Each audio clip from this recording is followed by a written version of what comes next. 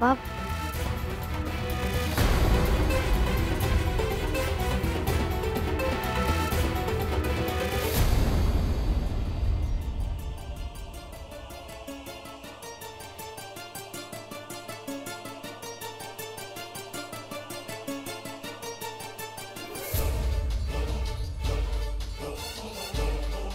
ये तुम लोग ऐसी जगह पे क्या कर रहे हो?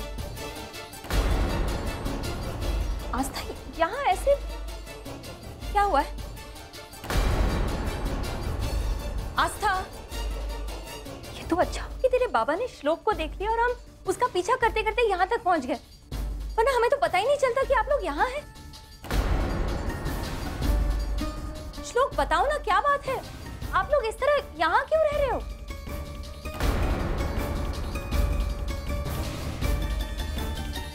क्या बात है आस्था?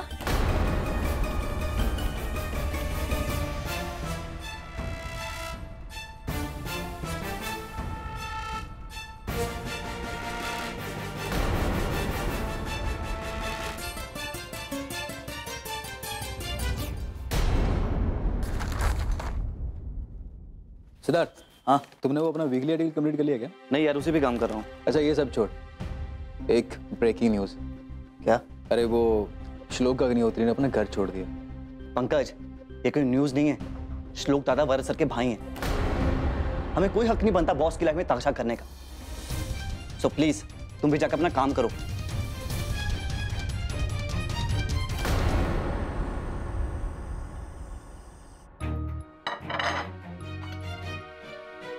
सुजल, आस्था का फोन आला होता ना? क्या कह रही थी? मेरा मतलब है ठीक तो है ना वो? हाँ वो ठीक तो है। तो उसने फोन इसके लिए किया था कि अगर उसके आई बाबा का फोन आए ना तो उन्हें सच का पता नहीं चलना चाहिए।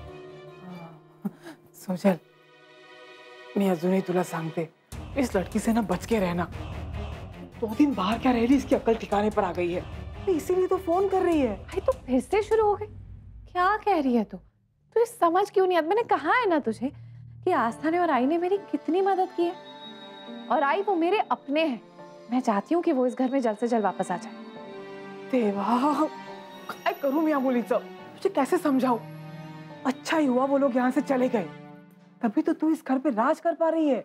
नहीं करना मुझे ऐसे घर पे राज। जिन लोगों से मैं प्यार करती हूँ वो ही ना। अरे ये मत भूल कि अगर आस्था नहीं होती ना तो आज मैं यहाँ नहीं होती। आस्था की वजह से ही मानसी हमारी जिंदगी से चली गई। नवरात का बस चलता तो कब का मुझे छोड़ के उस मानसी के बाहों में बैठे होते।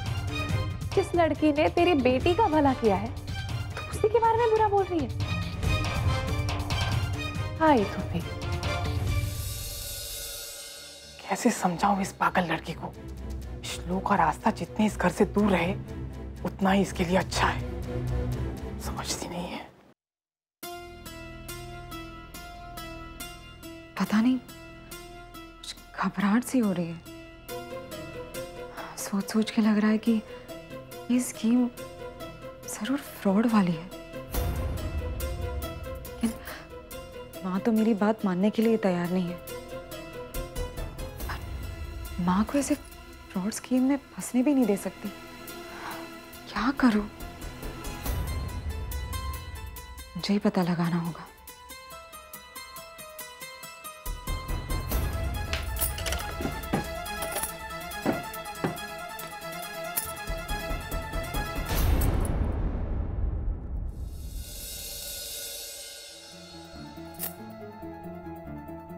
हेलो जी, मुझे आपके बैंक का एड्रेस चाहिए था। हेलो हेलो, फिर से लगाती हूँ।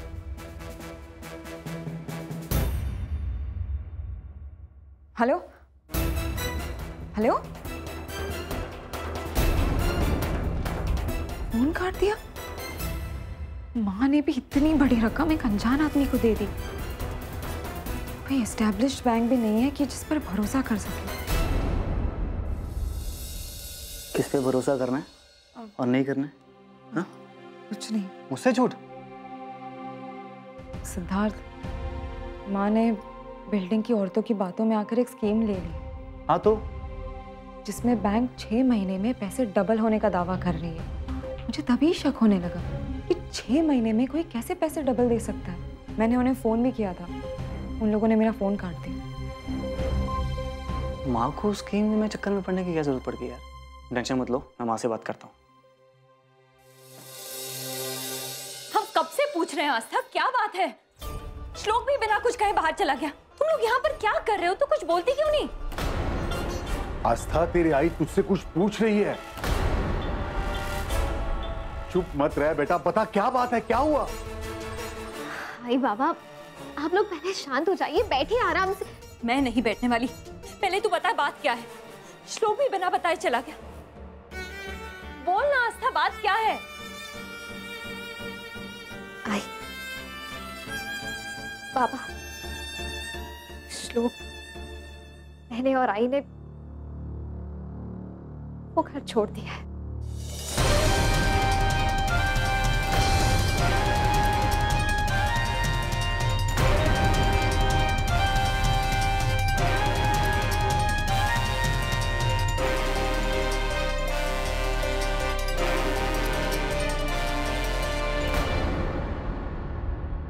मैंने और शायद आप लोगों ने भी आई को हमेशा गलत समझा था। आई,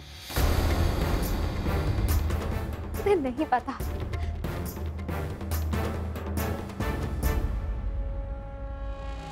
अगर मुझे आपकी बेटी के लक्षण पहले ही पता होते ना, तो इस जन्म में तो क्या, किसी भी जन्म में अपने बेटे की शादी नहीं कराती उससे।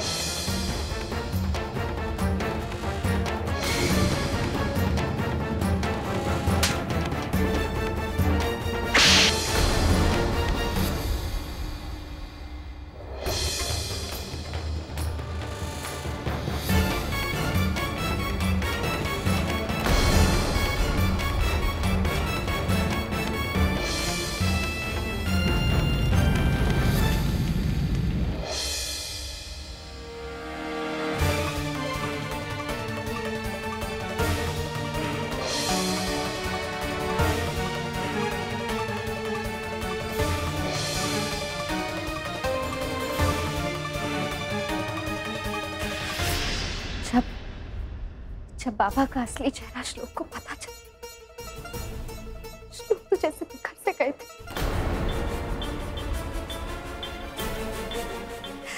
उन्होंने ये फैसला लिया कि वो अब उस घर में नहीं रह सकते। मैं भी उनके साथ चली है। मैंने सही किया ना आई?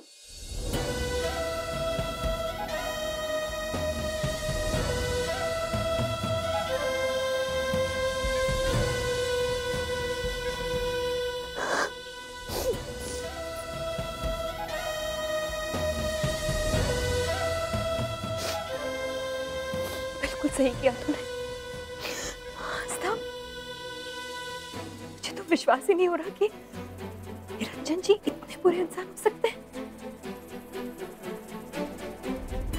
और इतना सब कुछ हो गया, तूने एक बार भी नहीं सोचा कि मैं आई को बता दूं? मैं तुम्हारी आई हूं आस्था। तुझे अगर इतनी सी भी तकलीफ होती है ना, तो सबसे ज्यादा दुख मुझे होता है। इतना सब कुछ अकेले सहती रही। एक बार फोन कर देती, हम तुरंत आ जाते तेरी मदद करने। बहुत बड़ी हो गई है ना तू, सारे फैसले तो तुझे खुद ही करने।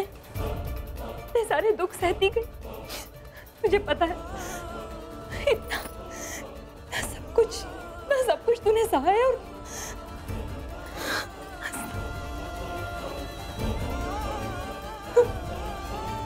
शांत हो जाओ कालिंदी, आस्था को कुछ नहीं हुआ है, वो बिल्कुल ठीक है। हमारे लिए यही बहुत है। सॉरी।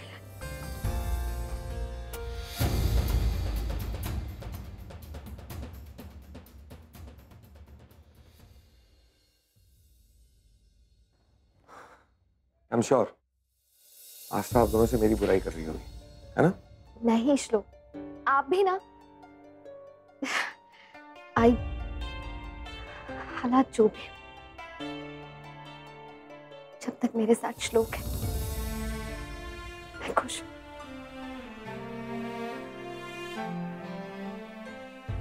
अच्छा ठीक है, अब चाय तो पी लीजिए। चाय पीने में क्या नाराजगी?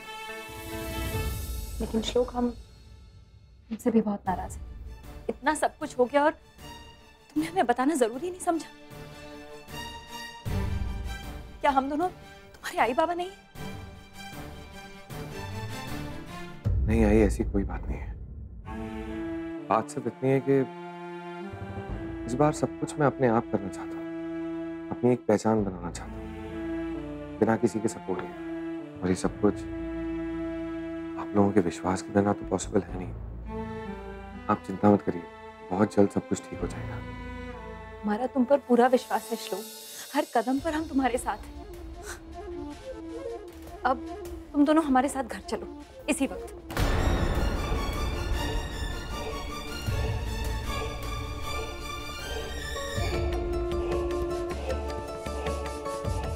आई, हम नहीं आ सकते।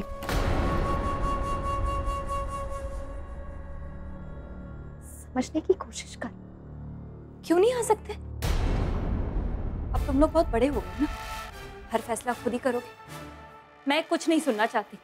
इसी वक्त तुम दोनों हमारे साथ घर चलोगे, और अगर तुम लोग नहीं आ रहे तो हम यहाँ रहने आ जाएंगे। अब फैसला तुम्हारे हाथ में। नहीं, तू क्यों जिद कर रही है? बाबा, एटलीस्ट आप तो मुझे समझ सकते हैं ना। मैं अपनी एक नई पहचान बनाना चाहता हूँ, अपनी आइडेंटिटी बनाना चाहता हूँ, और इसके लिए मैं जब तक स्ट्रगल नहीं करूंगा तब तक बिना किसी सहारे के मैं अपनी आइडेंटिटी कैसे बना पाऊँ? श्लोक, तुम बिल्कुल सही कह रहे हो, हम तुम्हारे साथ हैं। और कालिंदी, ये वक्त दिल से नहीं दिमाग से सोचने का है। जिद मत करो प्लीज। अच्छा ठीक है, नहीं आना तो मत आओ, लेकिन कम से कम घर तो चल सकते हो ना कुछ देर के लिए। हाँ, चलेंगे। पर तू रोकेगी नहीं ना? नहीं रोकूंगी। चले? चाय तो पी लो। आओ बैठो। आ जाओ बाबा, बैठिए ना। आई।